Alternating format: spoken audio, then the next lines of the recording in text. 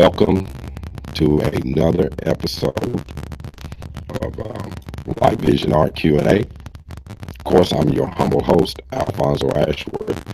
Of course, we've been off of the air for a couple of weeks, getting prepared for the launch of this inaugural show on our new platform. We switched over to a new platform, and we're hoping that it's going to give you a better show, a better programming. And of course, we'll have all our regulars on. Claudia Richardson, my co-producer, as I like to call her. She's already in the queue. We are expecting others to come in. I'm expecting Christopher Hamrick to come on. He may be showing us some things that he's working on. Jeff, I don't know, Jeff Coleman, I think he's on vacation, but of course, our new platform, what's going to be great about this, not only can you still call in on the show, you'll be able to call in at 615-547-3355 or email us at lightvisionart@gmail.com. But what's going to be great about this platform is we're going to be able to simulcast.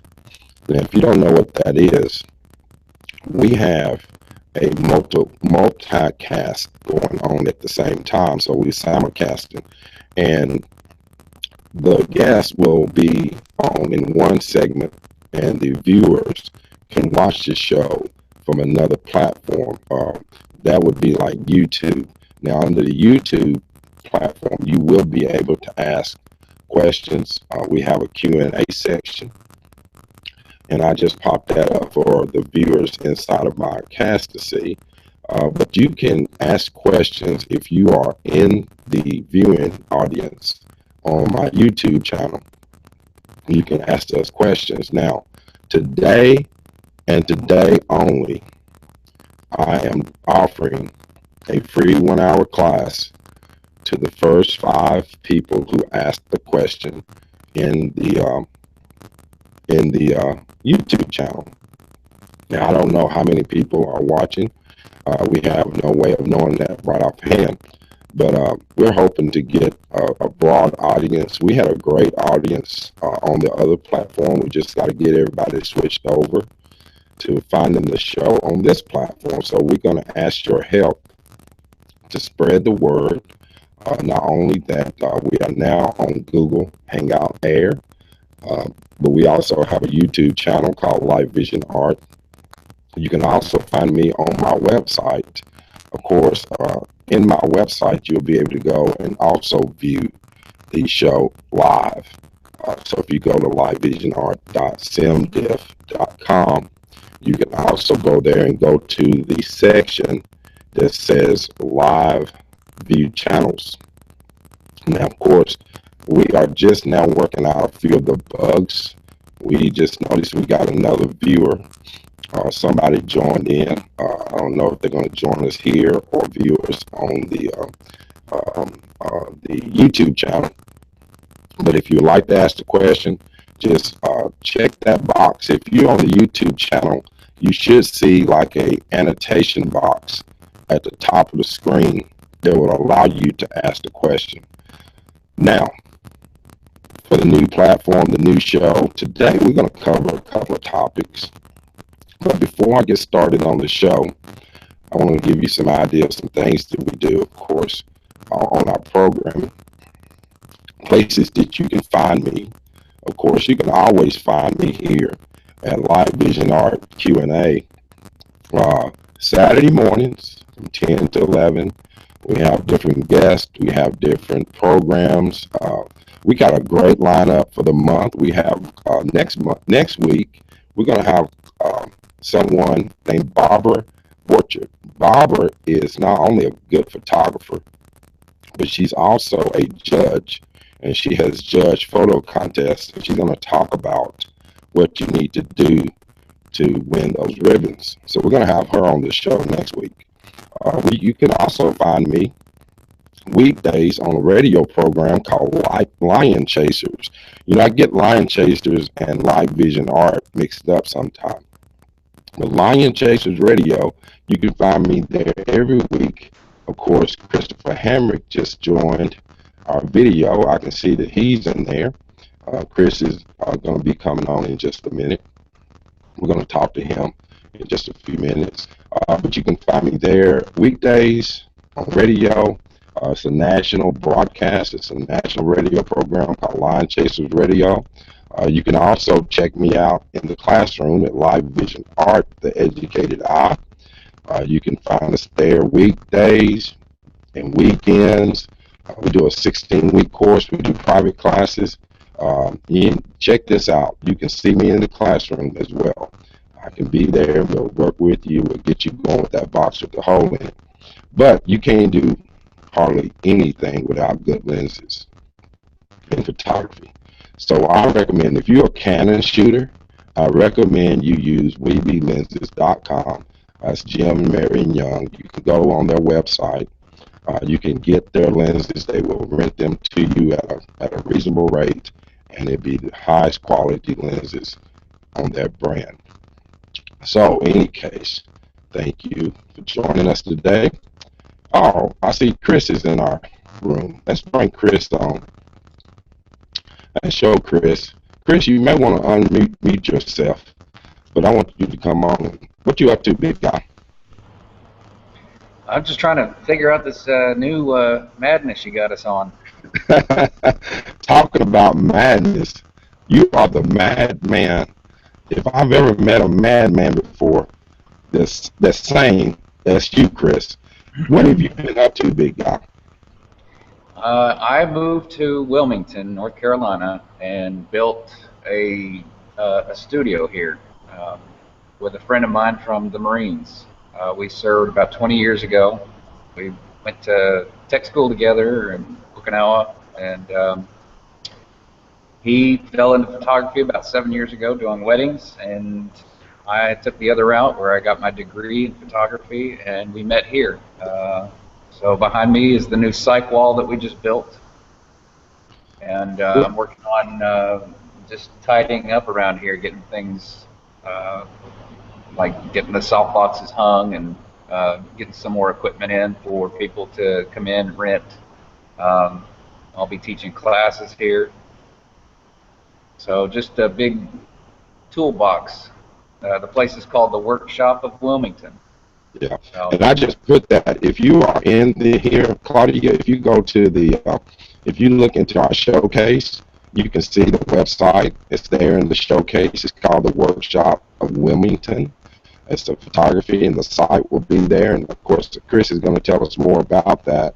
And I've got some images, of course, we're going to show that Chris sent me. That you said something about a psych wall. What in the heck? To the viewing audience, what in the heck is a psych wall?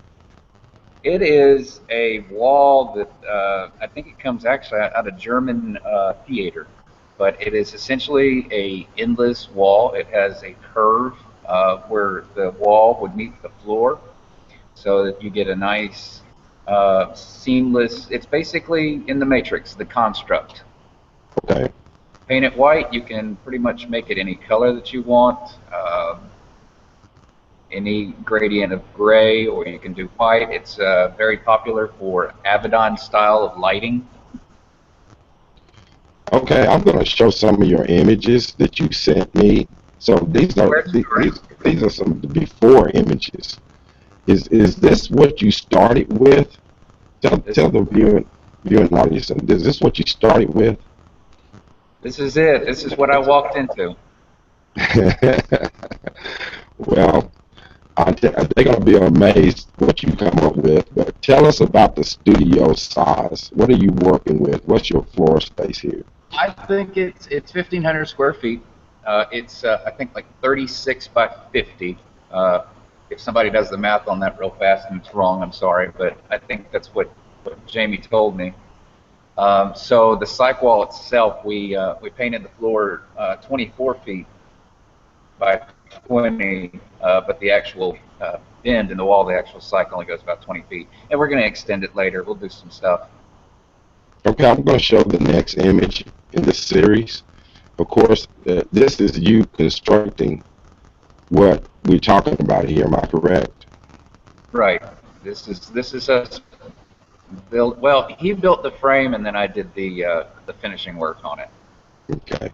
And of course, I can see that you got some of your gear, starting to set that up in the studio as well. You know, your umbrellas, your light units, and of course you said something about soft boxes, and we'll talk about that in a minute.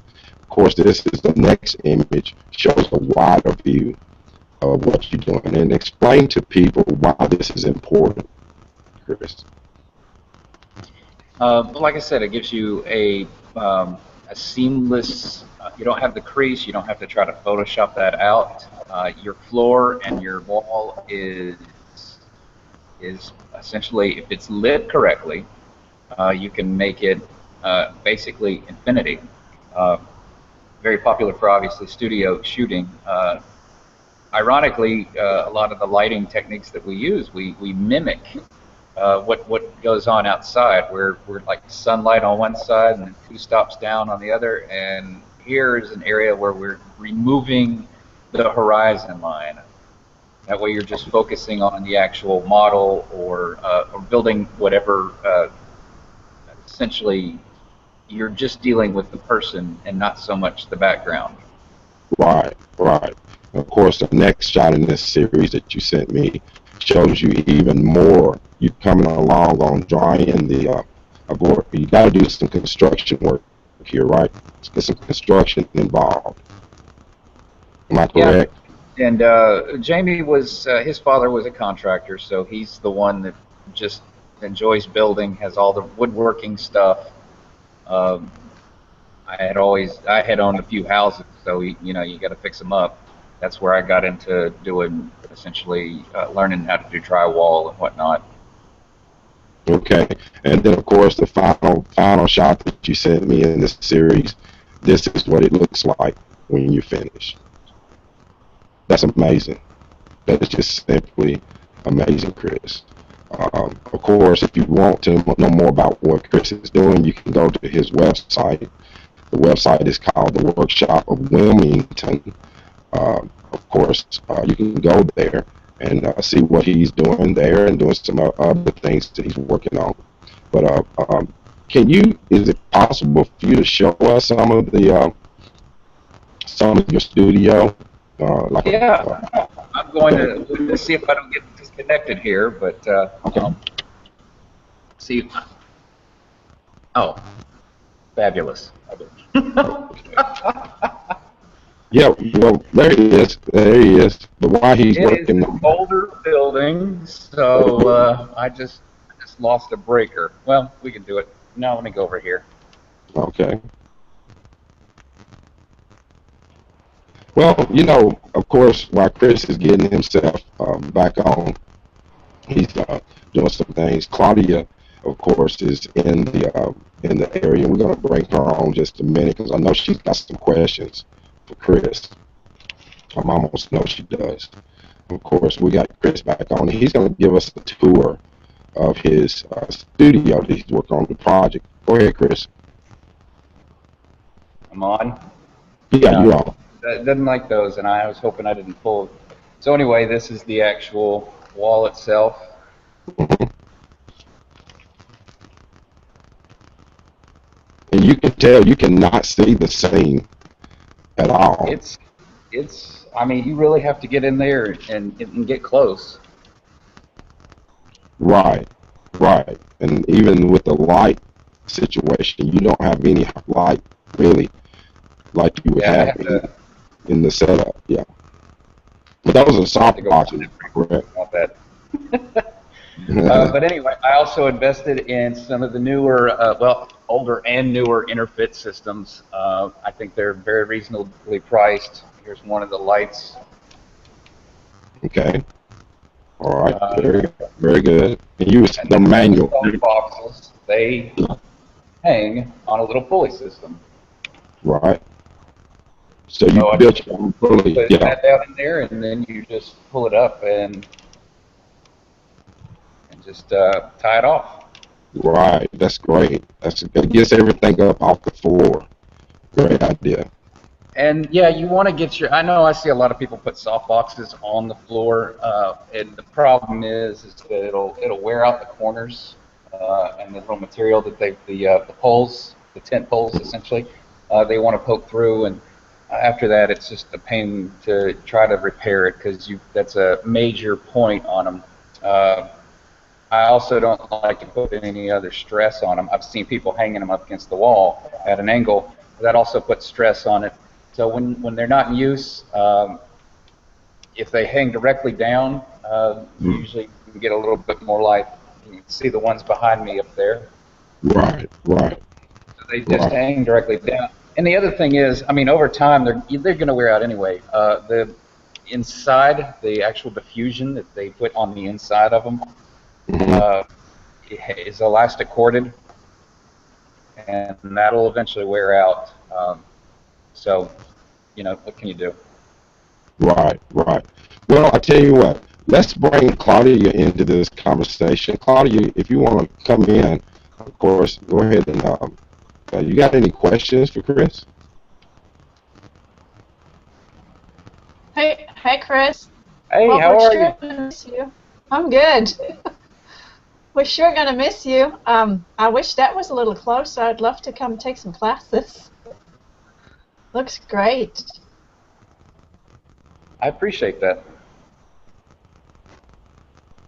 Well, Claudia, um, as far as what Chris is working on, what you mentioned classes, we're always teaching classes of some sort.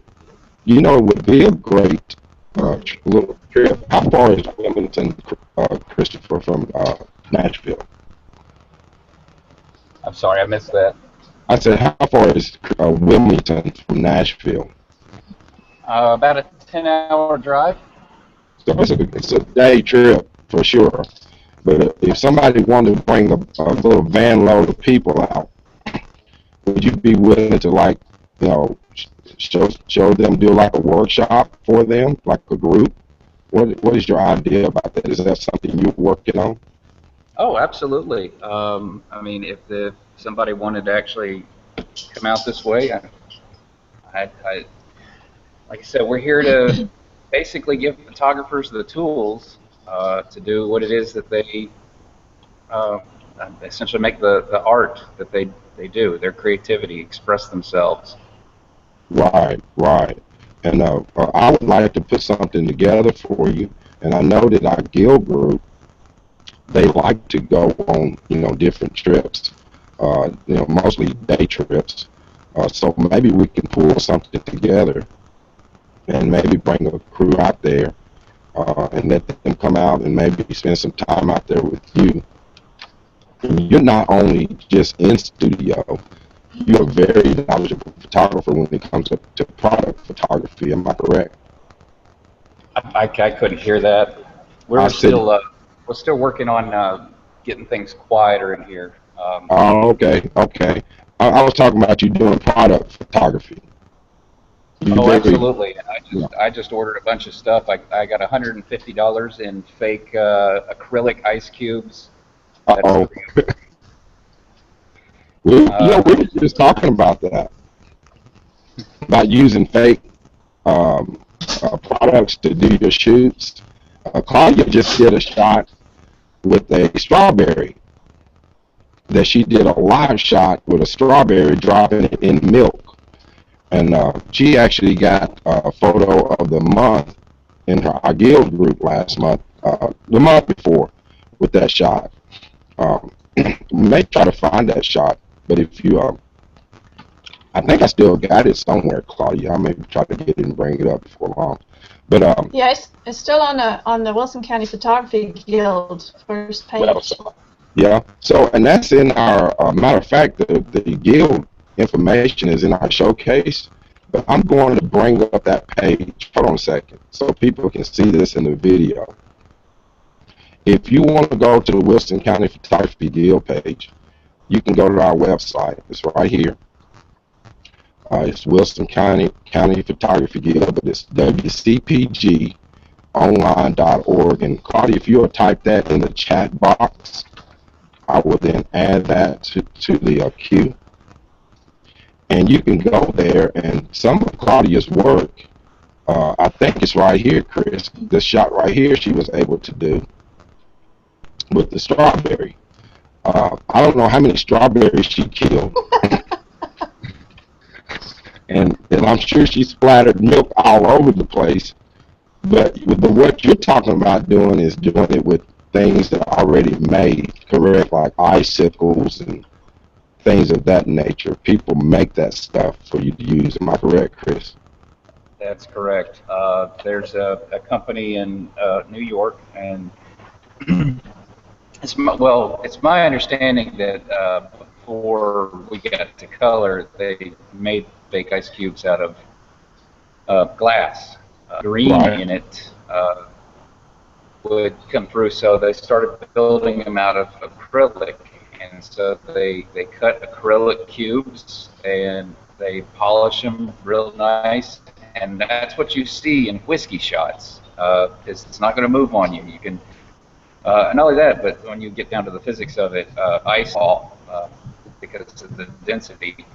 So you've got these acrylic ice cubes, and you Mm-hmm. put them in your baller glass, and you pour your whiskey in there, and then you can work on a picture for hours, and they won't melt, they won't go anywhere, you won't get the sweat. I've got a lot of stuff that I've done with another the crystals that they make. You can find them at Lowe's really cheap. This place sells them really expensive, but they're also found in rural stores where they absorb water and they look just like crushed ice. And that's what I put on if I'm going to do, say, a beer shot or something. Um, I'll spray the label down with a clear coat so that the water, I can have a glycerin to make it look like it's sweating, and then I can add on some of those little fine pieces that's a polymer that sucks up the water, and it looks just like you just pulled it right out of the cooler, and you got a nice Wow. cold beer at room temperature. Wow. Of course, you're familiar with the physics, being the techno guy like you are. You've done some very pretty cool shots when it comes to that type of stuff. I've seen some of your work, and I'm sure that people can go to the website and also see some of your work as well. So check Chris out of course, on his webpage. If you go to the workshop, what is it now? Let me get this right. The workshop of Wilmington, correct? You're gonna type it in for us. There it is. The workshop. No, you can go to Chris' website. That's my site. I'm still building that site, but I'll put it up anyway. Okay. Okay.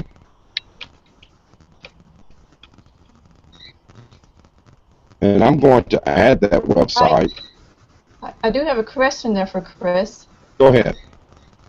Chris, just recently in Nashville, I saw one of the studios with that floating edge here in Nashville. Have you heard of weld.co? Weld? No, I haven't.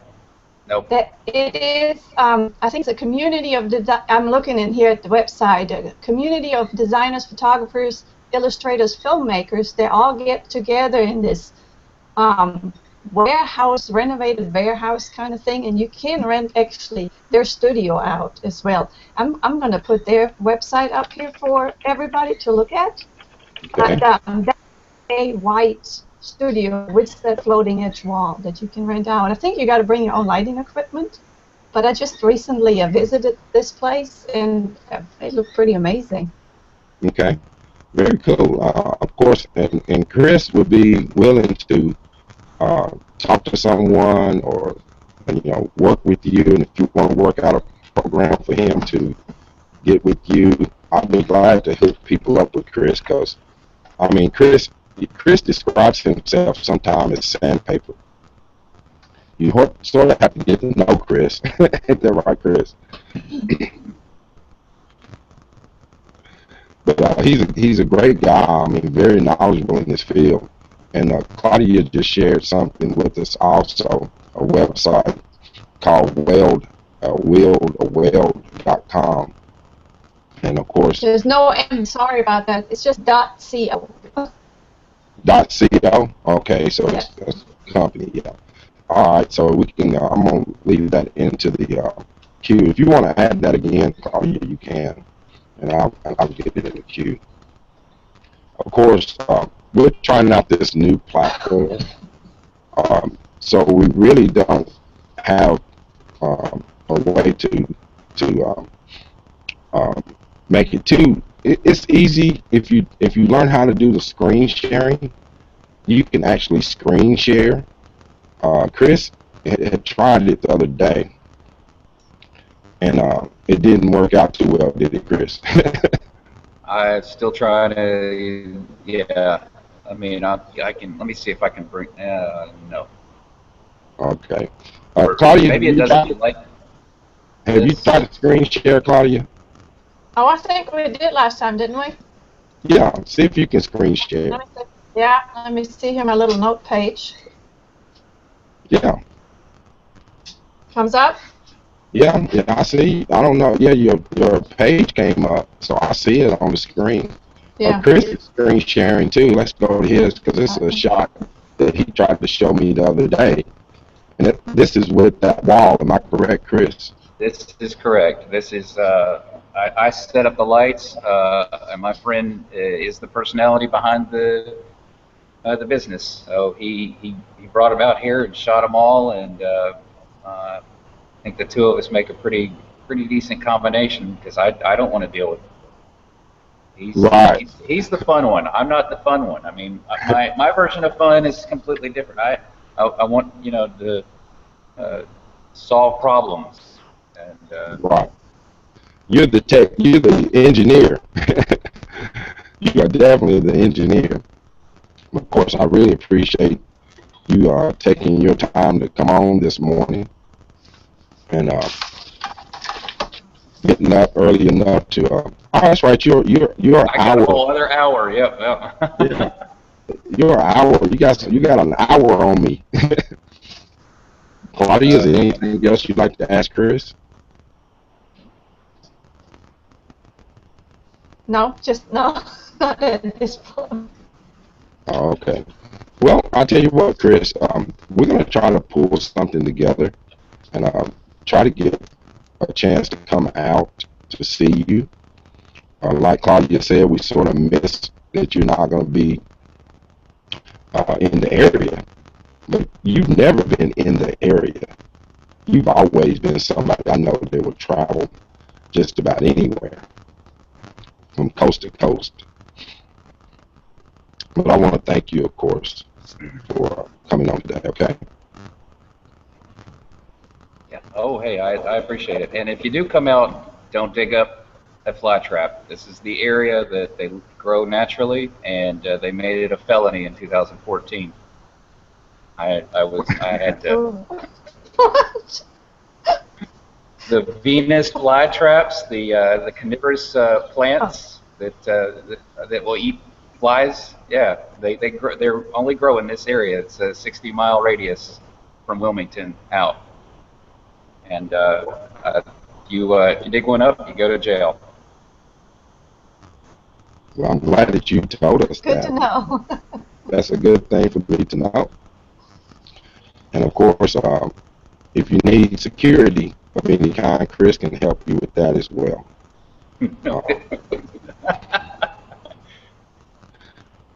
No, we always kid Chris. Chris is a very, very good guy. Very someone I've known since. I guess I've known you since 2011, maybe Somewhere around 2000. there, yeah. Yeah. And of course, Claudia and I, we've been hanging out together now since she joined the guild group. And if you'd like to be a part of our guild, you can go to wcpgonline.org and of course be a part of our guild group. And that, of course, you can go to our webpage, and that webpage, of course, is on wcpgonline.org. You can see right there. You can go there. We got different groups that you can join up with.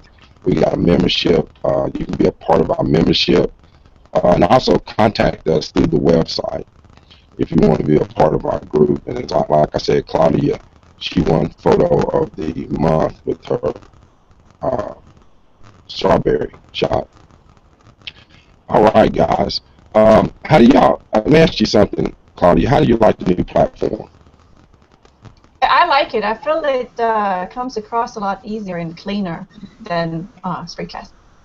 Yeah, I do too. It's still got a few bugs I need to work out, but I'm getting there slowly but surely.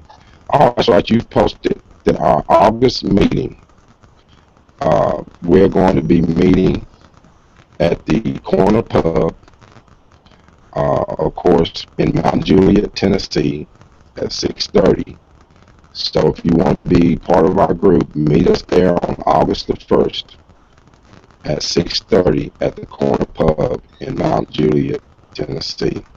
We always have a pretty good. I hope by August 1st I will have a little trip planned for everybody. I went last week, had a day off. We went to Mammoth Cave in Kentucky and took some really exciting pictures inside the cave. And I'm trying to get a trip together for us photographers and offer it to our guild members. And you know, we always take new members. It's not a fee membership, so just join us maybe on August 1st and see what I came up with for the guild as a trip, you know, to Kentucky. It's not far from here, maybe an hour and a half or so drive, the most. So might be exciting to be in the caves.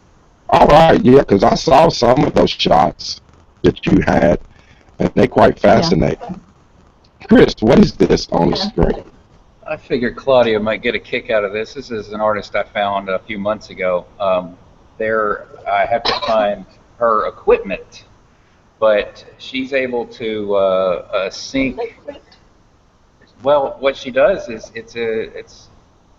it handles the strobes and triggers your camera and strobes and lets drops out at the same time. And so you're able to control all the different aspects of that, but it does it. There's not so much guesswork.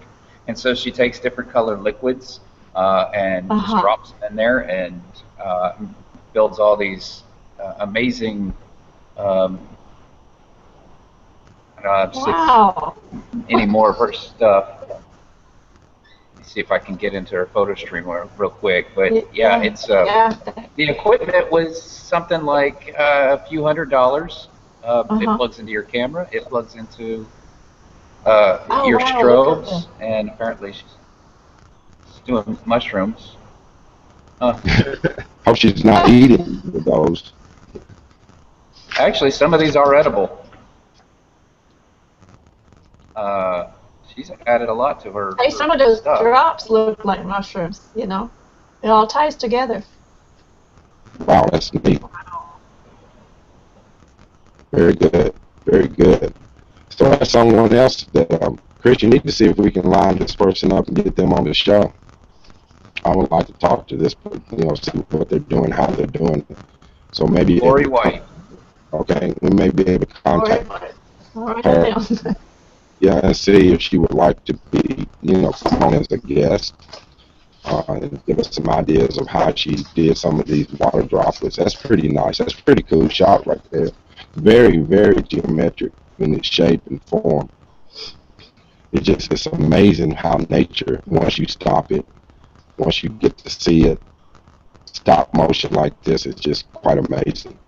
And of course, I would love to talk to this photographer and see some of the things that they're doing and learning.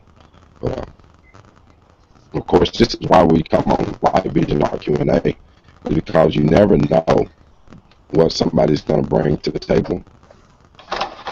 And of course, you can call the show or be a part of our show by going to livevisionart@gmail.com. Check me out there. We're going to take just a quick break. And of course, we will be back in just a few minutes.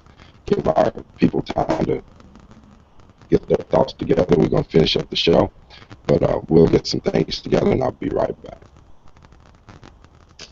Good morning. Yesterday, to wake up and the germ has slipped away. And suddenly it's all gone. The memories you left behind. Remember the laughter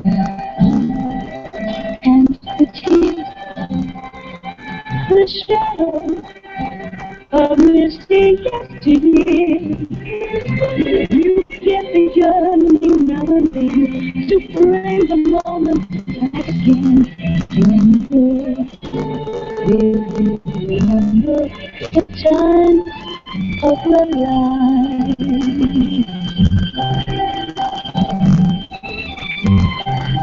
Kodak film for the times of your life. Well, I thought Chris would appreciate that. Uh, the times of your life, Kodak. You know, it's amazing what we've been able to do since the film days. Ain't that right, Chris? It's yeah. I trying to get people excited about it out here, showing them some of the silver prints that I've done. I haven't really been a fan of black and white digital, just because I know what a silver print looks like. You get such deeper, richer blacks. Yeah, But with I guess the community out here, photographers, most of them like, oh, I don't know how to do film, and it's like, if you know how to do digital, you know, I mean, you may not know how to process the stuff, but that doesn't. Once you learn that you can do it in your kitchen, you could shoot your own film, process it, and scan the negatives in, and so it's a different mentality out here with a lot of digital photographers that are intimidated by photography, yeah, the film-based photography. yeah. You know, and I find that as well in my field, in the photo finishing business. You know, people that shot film or were big into film, it's harder for them to switch over to the digital. But once they do, I find that they're more adapted to Photoshop. Once they switch, I find that those photographers are more able to adapt to Photoshop and some of the other software. And you know, I don't know what this is going. I know now it's going to the mirrorless lenses cameras. You got one. Three of my students in my new class has the mirrorless cameras. Explain to people what that is, Chris, in terms of how that camera works. The mirrorless cameras remove the mirror. The mirror was adopted in cameras about 400 years ago. So we've actually had cameras for quite some time, but they were used for drawing uh, in the early days. We were also aware of silver salts. So about the 1700s, they started actually using cameras to make images. They just had no way to fix the image. So we fast forward to today, and the mirror was added in the SLR cameras to get more amateurs involved because the image that comes through a lens is upside down. And if you're more concerned with composition and framing, that doesn't really bother you. But if you're just trying to shoot a kid's birthday party or, you know, and you're just running on the spot, that could probably be a little difficult for somebody to look and see everything backwards and upside down. So they added uh, a mirror in there, and that way it writes the image. So what you see through the lens is actually what's going to end up either on your film or on your sensor. In the early days of digital, we did not have the processing power uh, to take that image and off of the sensor and process it so that you can get a live view. There would be a little bit of lag, maybe some jerkiness, but we're at a point now where, I mean, even, you know, like the new phones that we have, they've got several cores in them, and they're able to take that image off of that piece of silicon, all that data, and process it, and then put it and render it onto the screen so that you're actually getting a live view of exactly what is on there. And I think the advantage of that is you are getting exactly what you see, whereas with a reflex camera, you might see things in focus, but let's say you drop the camera, let's say your film had a little curl in it or something. What's happening is there could be a slight variation between your focus plane with your eye and the focus plane of your film or sensor. Right. Some of your, my Nikon 7100 had an ability for you to actually calibrate your focus. So nowadays, the mirror is just kind of, it's a moving part, and coming from my world of repairing stuff, it's always the moving parts that fail first. Right. So, You know, that's what I talk about. That's what I talk about with photographers when I talk about shutter cycles. Because that mirror and the sensor, I mean, the mirror and the shutter are your moving parts every time you push that shutter release button. So you always have that shutter cycle. And with the process now, like you say in live view, with no mirror, you sort of take that out of the equation. You don't have that part to worry about anymore. Claudia, um, jump in. Tell us what you're thinking about in terms of what's your next purchase. What are you thinking about doing for your next camera? I did a survey, of course. I did a little poll, and to ask people when they buy their next camera, what are they going to consider? What's your big consideration? Cost?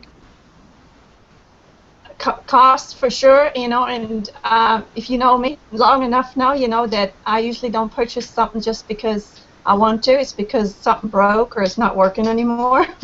That's true. So I'm not at that point, but I think I would stay with Canon because I got a couple lenses now that I could use and carry over. So I think I would stay with Canon, even though I'd love to try a mirrorless camera if I get my hands on one, but They're nothing out. planned in the future. Everything's working. Chris, how would she solve that problem with, she's a Canon shooter and she wants to stay with Canon because she's already purchased lenses, but she's torn between, she wants to maybe someday get a mirrorless camera. What would your answer be? How would she be able to uh, have the best of both worlds? I know the technology is there as far as adapters. The Sony A7R2 is able to focus Canon glass and focus it pretty well instantaneously. So if you're Okay. heavily invested in Canon glass, you could eventually move to a Sony platform.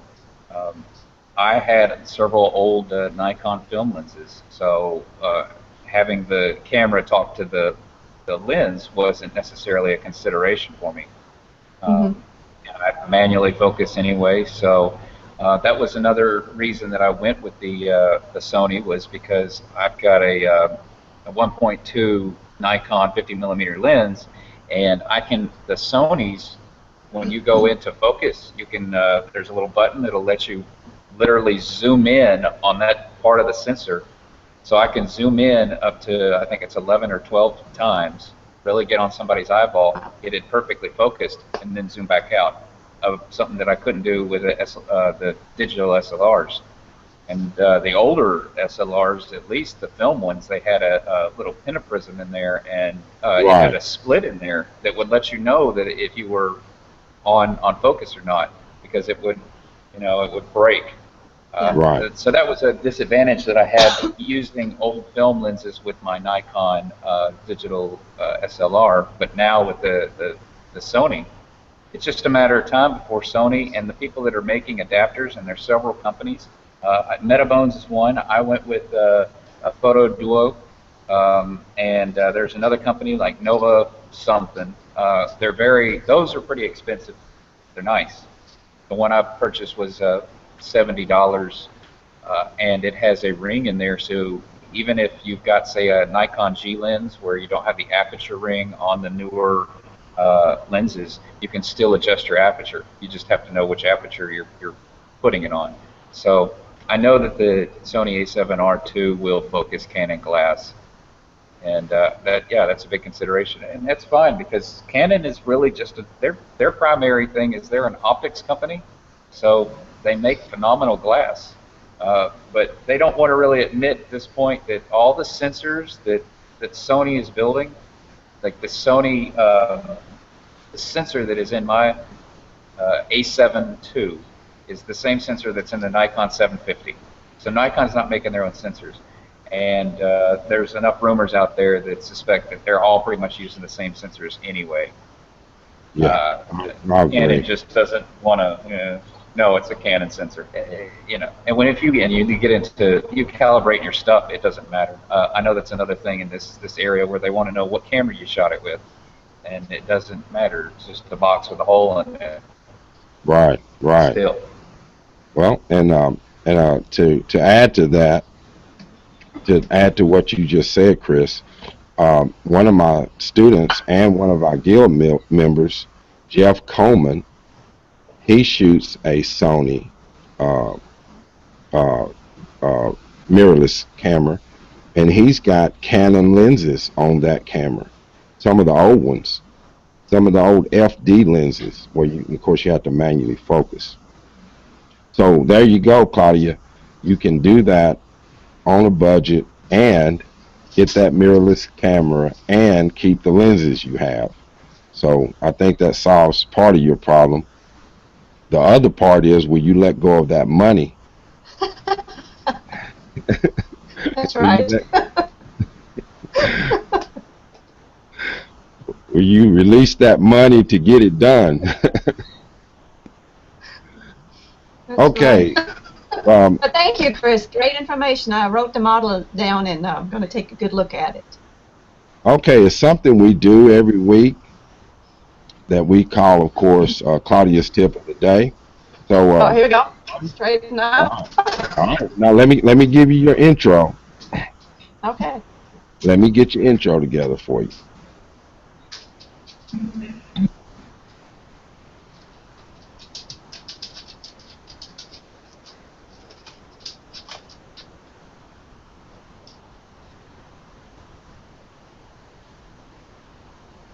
Well, it won't play for me. Okay, go ahead. Let's get it started. Hey, my tip of the day today is here we go. There we go. We got it going. Go ahead, Claudia. Get that tip of the My tip day. of the day is, y'all know I'm a beginner in photography. Over the years, I collected and received books and found them at the library and went to little classes. And here's a friend that gave me the New York Institute of Photography from, I think the date was 2006. So I kept them all, and when I first opened them, I didn't understand what they were talking about. But the more I learn and the more I get into it, you start understanding, you start learning. So my tip is just hold on to everything, all your magazines. I just opened this one here yesterday, 2012. Okay. It was given to me at Dury's, our local photo store here in Nashville. And I'm now understanding, what is taught in there, and I can use their information and turn it into better pictures. So keep it, hold on to it, be a pack rat when it comes to material about photography, books, anything. It'll help you. You may not understand it today, but the more you learn, you'll pick up on it. It's great. Glad I got it all. That's a great. That's a great. Uh-oh. Stuff. She's showing us her stack of stuff. Yeah. You may not understand it today, but it's getting like a light came on again last night when I read about flash photography using ambient light. Right, mixing light. Yeah. And we talked about that in the classroom. We talk about mixing light, types and qualities of light, color temperatures. Chris has hit on some of that today. But if you don't know how to mix flash and make it look natural, I mean, you're just missing a whole segment on how to deal with ambient light and mixing light and how to control the color temperatures. You know, you got to have good calibrated equipment. You got to calibrate your equipment. And that means your cameras, the flashes, flash units. If you don't have flash units that you can control the output, then you're probably at the mercy of the flash anyway. Of course, here's one that Chris has. I think he's showing something on the screen. Is this a shot that you did, Chris? Yeah, I did it a few weeks ago out at the beach, and I brought one of the strobes out there with me and some electricity. Of course, some of these interfits, they can be battery operated, so it doesn't have to. But I've got my own. I do solar energy stuff, and so I've got a deep cycle battery and an inverter. And I measured the ambient light to see where I needed my shutter speed and aperture, and then I mixed the strobe with it. And strobes are the same color as the sun.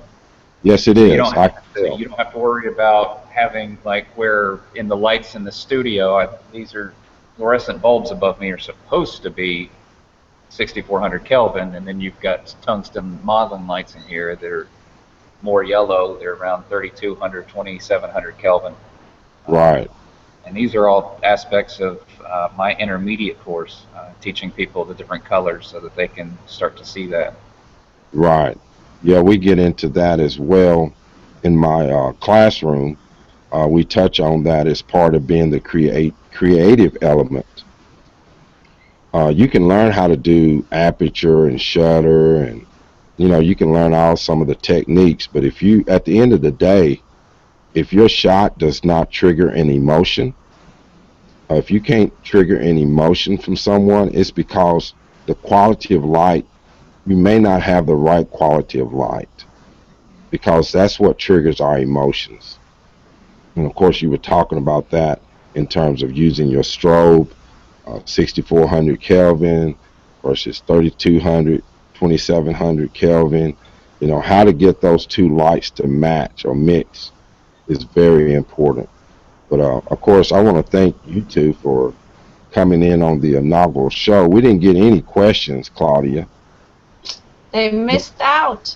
They They missed missed out out. big time, yeah. Yeah, because I was going to, for the first 5 questions, I was going to give a free 1 hour class on whatever they want to talk about. You know, Yeah. some people want to learn photography. They just don't know where to start. But a lot of people want to start where Chris is at, like in a studio. But it takes a lot of years to master getting a studio together and the equipment and all the things that you need, how to build your sets, how to get all your props and so on. And then you got to have a good salesperson that can sell the studio and get you clients.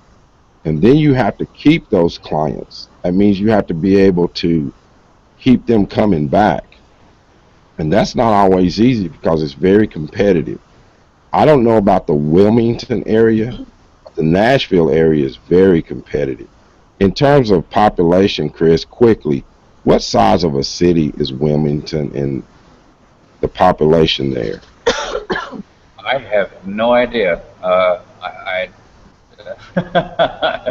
It's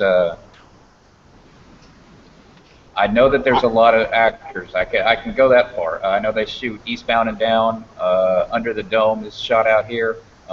Orlando Jones, I shot him last year. He's friends with the guy that owns the space. Um, so it's a town that people want to really get in. There's a lot of people that want to be models here. They think they're gonna, get in some of these TV shows and stuff.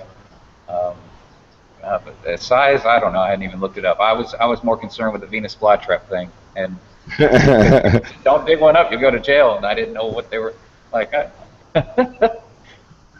Well, I got a sense I have a sense that you're in your bunker anyway. I sense you're in a bunker. But any case, we're gonna help you out any way we can.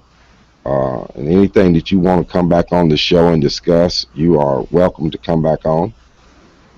And we want to do more of this. Bring people on, show us what they're doing. Give us a tour if you can, just like you did. because now you can use your smart devices.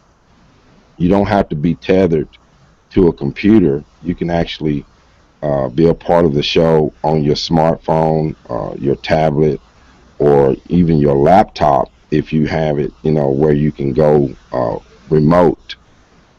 So we want to bring more people on and have things like that. But thank you, sir, for coming on the show today. It's my pleasure. I was glad to be here. All right. Of course, that was Chris, um, right? And of course, Claudia. Claudia, thank you so much. I know you got a busy schedule lined up. You got a lot going on all the time anyway. Am I right? You're right. But thank you for Started coming at, on. What's that? oh, busy day. It's going to continue as soon as we hang up here today. I know it. I know it. I know you got to get out of here, but thank you, okay?